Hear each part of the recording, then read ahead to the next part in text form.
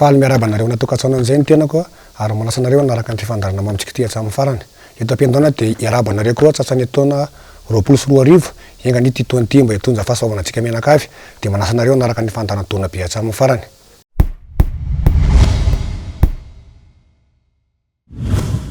Anitsika dia anaraka ny lalao izay nafinaritra indrindra tamin'ny toam-pilalaovana 2024 iny tsy inakory izany fa ny match izay nataon'ny makidy Madagasikara vehivavy tany Tunisie izay nihaonany tamin'ny Afrique du Sud izay naresantsika teo amin'ny demi-finale anaraka an'izay lalao izay aritsika.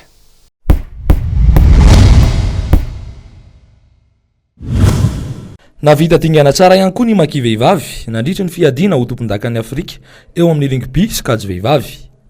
Tody hatrany amin'ny dingan'ny manasa-dalana ny ekipan'ny Tari Amerika ka i Afrika Atsimo izay nahazo ny anaram-boninahitra no nanilika antsika teo amin'ny lalao manasa-dalana tamin'ny alalan'ny isa 7 no ony aotra. Mbola hiatrika ny lalao afrikanina akana ny tapakila ao amin'ny lalao olimpika amin'ny taona 2020 mo ity ekipa. Mbola hiatrika ny lalao afrikanina akana ny tapakila amin'ny lalao olimpika 2020 mo ity ekipa pirenena vehivavy ity amin'ny volana ambony izao.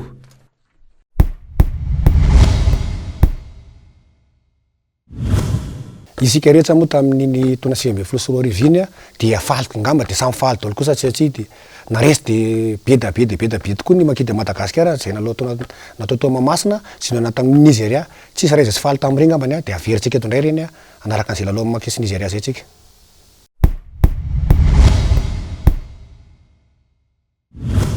Amin'ny alalan'ny isa mavesatra 23 no nanamotsana ny makidy Madagasikara ny Black Stallion avy Nigeria nandritra ny lalao edina ny tapakila andrombahana ny tompon-dakany Afrika 24 tetsa mikanjaben'ny Mahamasina ny alahady teo. Hatramin'ny nanombohan'ny lalao dia be fiavy ny makita amin'ny fakanan'ny baolina enti-tanana ka vo 10 minitra monja dia efa nahavitan'izany Rija Rakotomanana.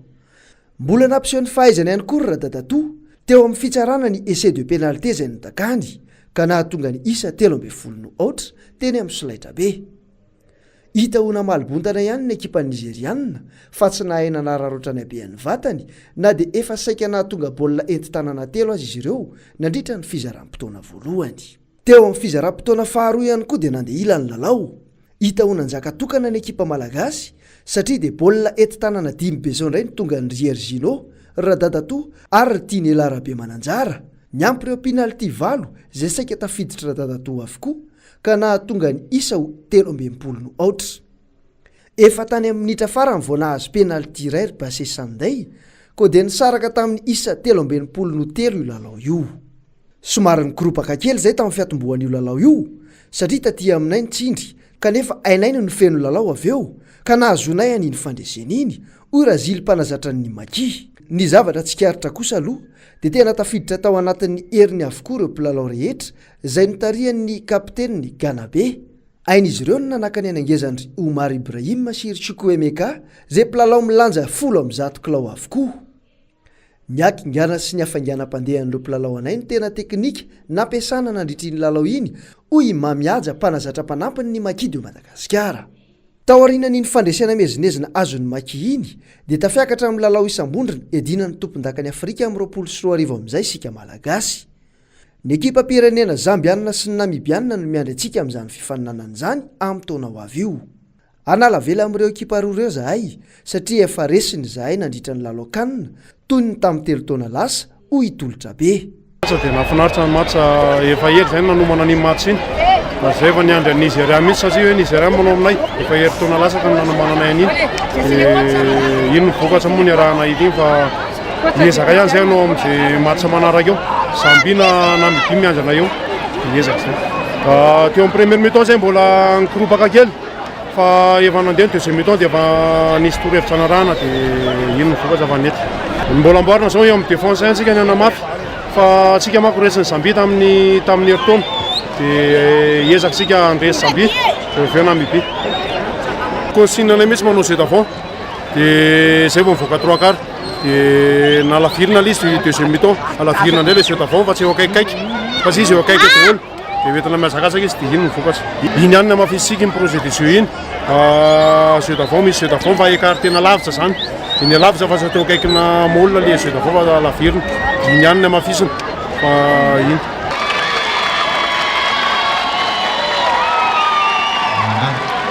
miditra ny kianja ny ekiparotota raiso amin'ny kafaliny izy fatonga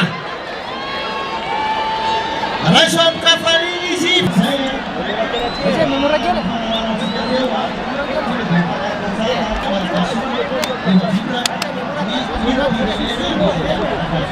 Aje memora kena.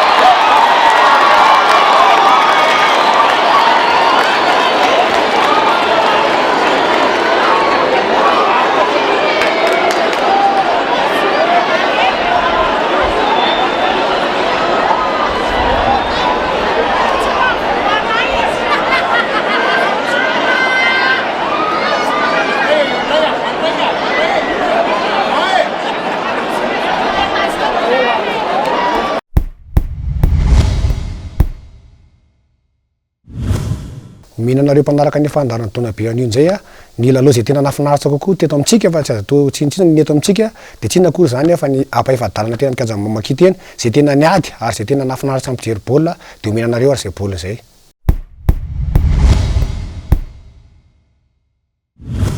Teo amin'ny ampahefadalana voalohany arany dia lavon'ny FT avy any Andavamamba tamin'isa 7-9 ny Trozefai avy any anaty azy sotra. Teo amin'ny lalao faharoa kosa indray izay niaonan'ny FTM Manjakaray izay tompon-daka farany teo amin'ity fifananana tananja rugby ity dia nandresy ny ekipan'ny commune Antananarivohitra na Niskara tamin'isa 34. Izany hoe tafita any amin'ny dinga manasa-dalana zany ny ekipan'ny FTA sy ny FTM avy aty Manjakaray. Teo amin'ny lalao ampahefadalana anankiroa ambiny kosa indray dia azo lazaina fa tena napitranga amin'ny toetra mpijery izay tonga marobe tokoa tena mikanja maki andotam-penaka ny lalao. Ny lalao voalohany moa zany dia niaonan'ny Knaps avy any Matsiatra ambony sy ny ekipan'ny TFM. Raha nizotra lalao aloha dia azo lazaina hoe ny fanatsana ny fanafiana teny izay nahitana androm-ponina izay anisan'ny songadina atao amin'ny ekipan'ny Knaps avy any Matsiatra ambony ary teto ankilany kosa indray Irbenja avy tato amin'ny ekipan'ny Boakely Manohatra. Raha nisotry ny fifaninanana dia azo lazaina hoe ny famalina araka ny teneniko teo satria nanjaka teo amin'ny tosika ny ekipan'ny TFM raha somary nampiasa ny traikefan'ireo ekipa mpilalao izay ananany efa nandeha nanamarika tao amin'ny ekipinena malagasy na ny Maki Madagasikara ny ekipa Knaps Sport. Raha ny fizotra ny lalao ihany koa dia anisan'ny fanamariana kely hatrany ary Benja sy ny namany teo amin'ny lafin'ny fitsaran'ny mpitsara tamin'ity lalao ity satria somary tsy afa-po tamin'ny fanapakevitry ny mpitsara izy ireo isaky ny misy molina na isaky ny misy adisona zany ataon'ireo mpilalao. Tamin'ny match ny fanomanana hita tamin'ny nanatombo zay tamin'ny fanomanana sy ny teknika na hita ary ny adversaire fa nanomana dia nanomana dia nizany andresena tamin'ny teknika izy zay nentina nanjesena azy eo amin'ny